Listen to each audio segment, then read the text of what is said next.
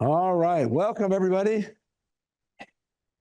If you can hear me, hopefully, but I'm not even sure I'll be able to speak today, but I should be able to get things rolling. And I brought my trusty sidekick here. We this is not because we celebrated too much on Friday for our 60th wedding anniversary on Friday. So we must have been yelling at each other too much. No, we weren't. I don't know what happened. But we welcome everybody here. I have good news for you. We have, I think it's 14 or 16 out of 18 out of 19 that are here. We have 19 scheduled speakers. Almost everybody is either here or prepared to be on Zoom. We have 4 or 5 people that had to be on Zoom. We had club meetings or something, or great distance like Greg Scott from Northern California. But we're going to go very minimally when it comes to introductions. So I'll tell you a little bit about who the speakers are.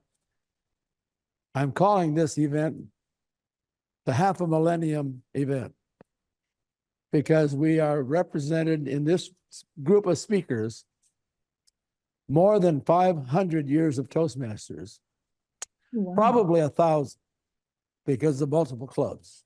I've been in probably 6 or 7 clubs most of my years, and I know many others also are there. So it wouldn't be very hard to easily say we got 1,000 years of Toastmaster experience speaking tonight. I could not name all the specialty awards they've gotten over the years. They have been winners of every district level contest, Tall Tales International Humorous and Evaluation Contest. We got winners of all of those in this group of speakers.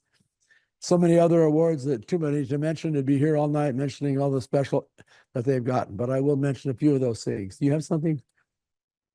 If that microphone works, then this room could hear you. Okay, so you want me to be here? Yeah, because that. Oh, okay. Could anybody hear all that stuff I said? Hello? I'll say here. Okay. All right. I don't know if I want to go through all that spiel again, but we will do some of it anyway. We could hear you, Tom. This is a Millennium Group, 500 years of Toastmasters and 1,000 years put together of all the various clubs and so on that they belong to over the years, in multiple years.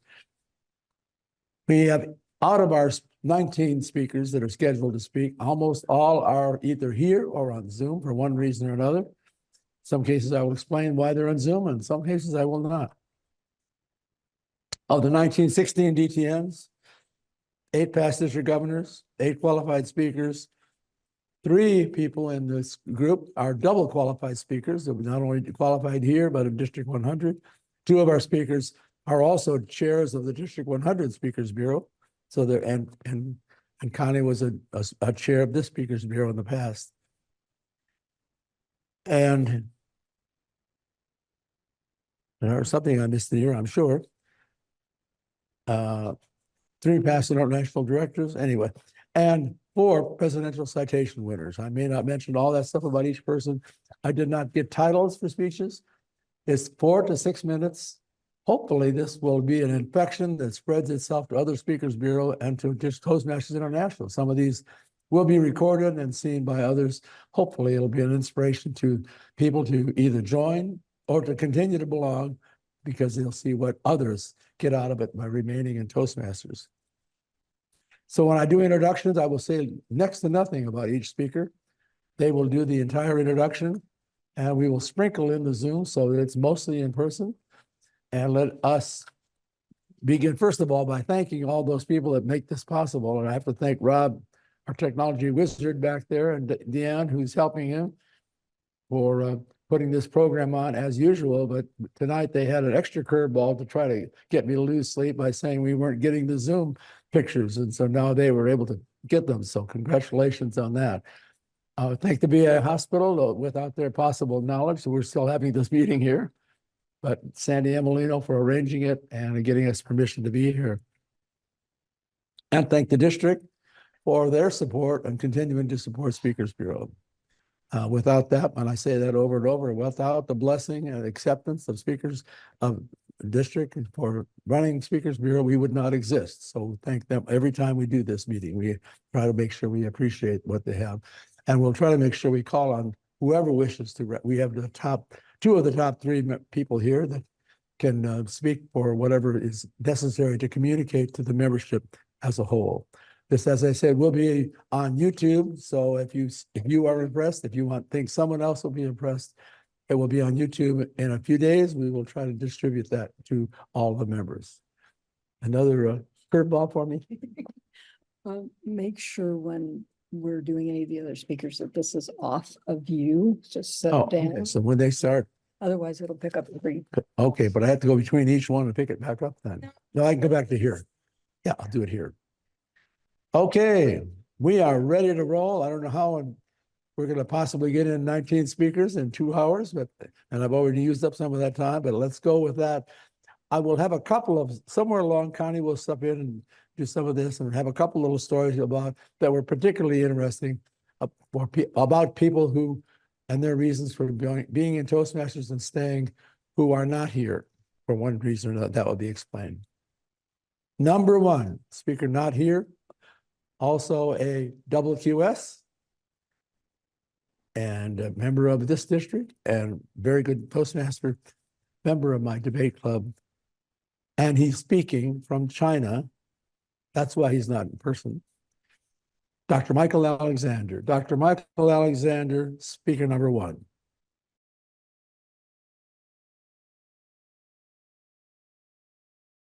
My grandfather was very active in community theater. My parents met in play shop in college. I can honestly claim that I've been in theater since before I was. I was active through high school, active through college, and in community theater after I got out. I have done acting, directing, stage managing, lights, costume, makeup, and I've enjoyed all of it. But then in 1990, I decided to go back to college to get my PhD in economics.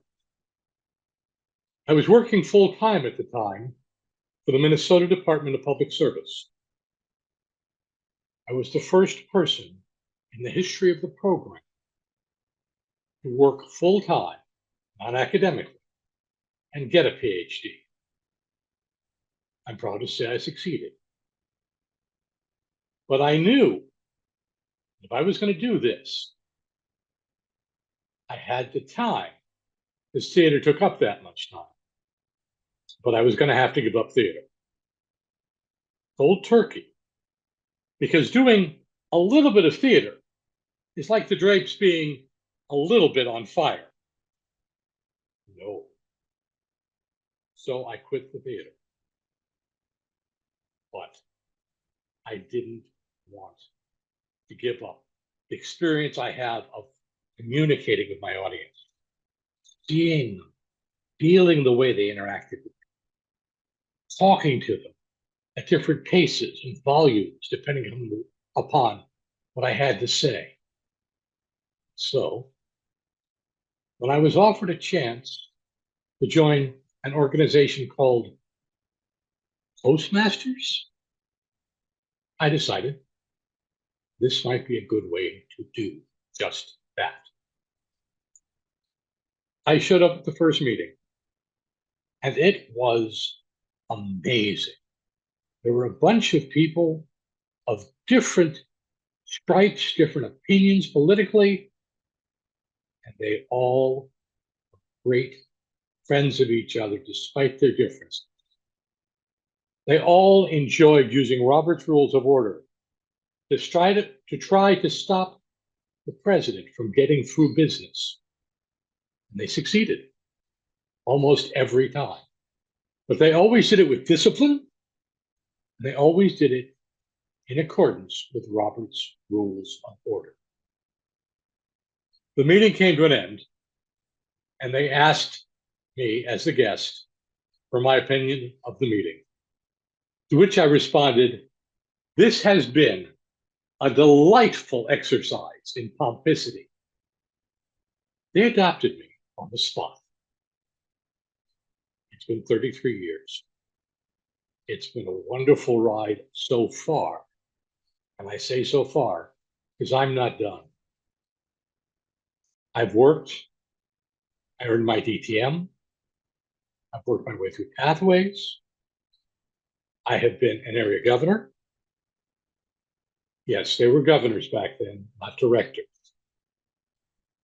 I have been chief judge for the district twice for Finders District, and twice more for District 100.